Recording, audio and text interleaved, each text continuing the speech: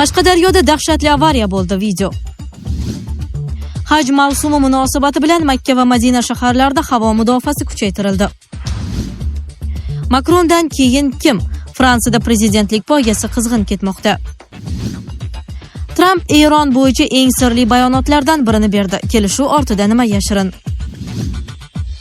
Isroil va Falastin mojarosi bo'yicha eng keskin bayonotlardan biri yangradi. Misr yechimni aytdi. Qashqadaryoda dahshatli avariya bo'ldi.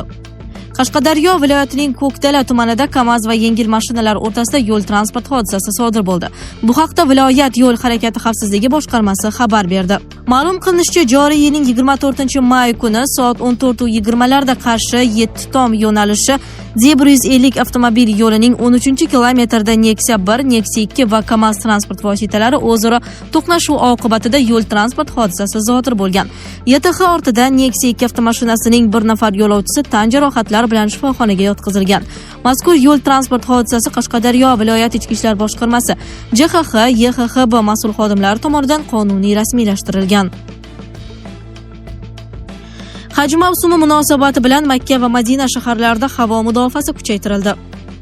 Haj mavsumi yaqinlashgani sababli Saudiya Arabistoni hukumati Makka va Madina osmonini himoya qilish uchun keng ko'lamli havo mudofaa choralarini ishga tushirdi. Saudiya Mudofaa vazirligi muqaddas hududlar atrofida Amerikaning Patriot zenit raketa majmualari hamda Saygurard 3 zenit artilleriya tizimi joylashtirilganini tasdiqladi.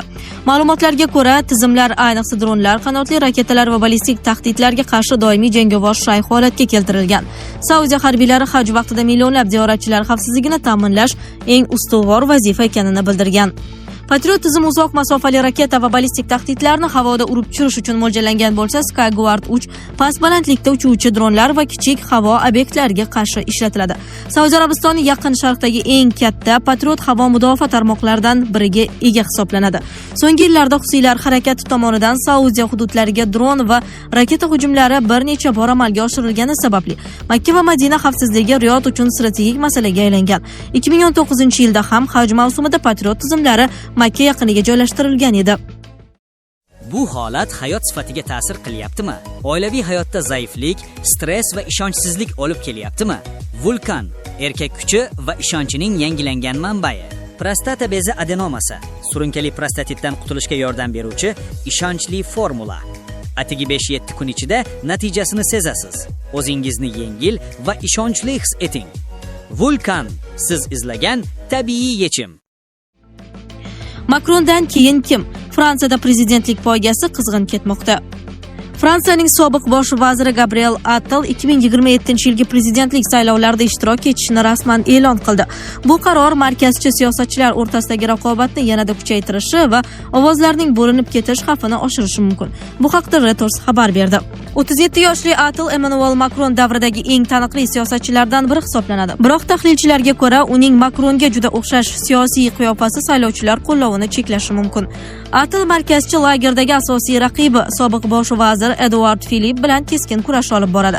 So'rovlarga ko'ra, birinchi turda Attal 14% gacha, Philippe esa 25% gacha ovoz to'plashi mumkin. Nashrning yozishicha, Fransiyada markazchi kuchlarning bo'linib ketishi o'ta o'ng va o'ta chap siyosatchilar foydasiga ishlashi mumkin. Siyosiy doiralarda ikkinchi turga Jordan Bardella yoki Marine Le Pen boshchiligidagi o'ta o'ng kuchlar hamda so'lchi yetakchi Jean-Luc Mélenchon chiqishi mumkinligi xavotir uyg'otmoqda. Gabriel Attal Fransiyani Yevropaning yetakchi davlatiga aylantirishga va'da bergan. Fransiya siyosati doimiy tanazzulni boshqarish bilan cheklanib qolganidan charchadim.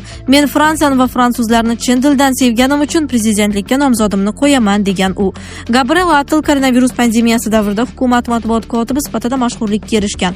Keyin esa Fransiya tarixidagi eng yosh bosh vazirga aylangan edi. Uning bosh vazirlik faoliyati atigi 7 oy davom etadi va Macron muddatidan oldin parlament saylovini e'lon qilgach yakunlandi. Hozirda Attal Macronning partiyasiga rahbarlik qilmoqda. Nashrning ta'kidlashicha, Attal raqibi Philippdan farqli ravishda saylovoldi kampaniyasida shaxsiy hayoti haqida ochiq gapirmoqda. U bolaligida bosimga uchragani, otasining vafoti haqida ham so'z yuritgan.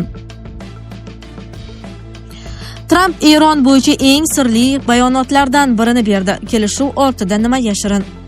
Donald Trump Eron bilan ehtimoliy kelishuv hali to'liq kelishib olinmaganini ma'lum qildi. U bu haqda o'zining Truth Social ijtimoiy tarmog'idagi sahifasida bayonot bergan. AQSh rahbari muzokaralar yuzasidan turli taxmin va tanqidlar bildirayotganiga munosabat bildirib, jamoatchilikni bu masalada hech qanday ma'lumotga ega bo'lmagan tanqidchilarga quloq solmaslikka chaqirgan.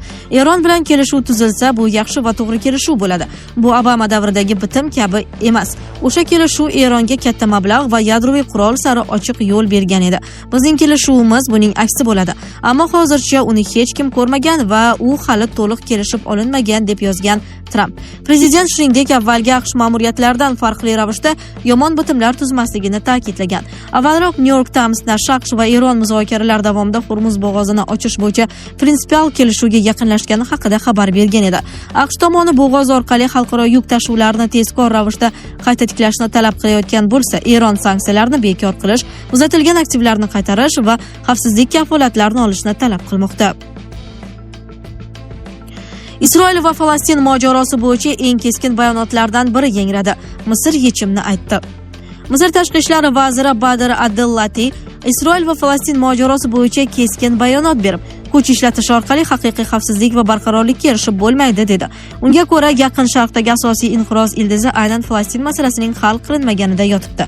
Abdeltanning aytishicha, Falastin xalqiga o'z taqdirini o'zi belgilash huquqi berilmaguncha va mustaqil davlat tashkil etilmaguncha Isroil uzoq muddatli tinchlik va xavfsizlikka erisha olmaydi. U Sharqiy Qudus poytaxti bo'lgan mustaqil Falastin davlati tuzilishini mintaqadagi barqarorlikning asosiy sharti sifatida ko'radi. Misr vaziri bu fikrlarni CNN jurnalisti Kristen Amanpour bilan suhbat chog'ida bildirgan. U Isroilda ayrim siyosatchilarning Falastin davlatini rad etishi va harbiy bosimni davom ettirish rejalarini tanqid qilib, bu yo'l yanada katta beqarorlik olib kelishini aytdi. Qohira so'nggi oylarda G'azo urushi bo'yicha faol diplomatik vositachilardan biri bo'lib qolmoqda. Misr bir necha bor G'azoda zudlik bilan o't ochishni to'xtatish, insonparvarlik yordamini to'liq kiritish va Rafah chegara punktini qayta ochishni talab qilgan. Abdellati shuningdek Isroilning harbiy operatsiyalari va blokadasi mintaqadagi keskinlikni yanada kuchaytirayotganini ta'kidladi. Uning fikricha, kuch va harbiy ustunlik qisqa muddatli natija berishi mumkin, ammo siyosiy yechim bo'lmasa mojaro davom etaveradi. Misr hukumati Falastin aholisining G'azodan majburiy ko'chirilishiga ham keskin qarshi chiqmoqda. Qohira bunday rejalarni qizil chiziq deb atab, bu Falastin masalasini butunlay yo'q qilishga olib kelishini bildirgan. So'nggi paytlarda Misr diplomatiyasi AQSh, Qatar va Turkiya bilan birga G'azo bo'yicha yangi boshqaruv tizimi ustida ishlamoqda. Rejaga ko'ra G'azoda texnokratlardan iborat vaqtinchalik boshqaruv qo'mitasi tuzilishi mumkin. Sizlarga yetkazmoqchi bo'lganlarimiz shulardan iborat edi. Dunyo yangiliklaridan uzoqlashmang.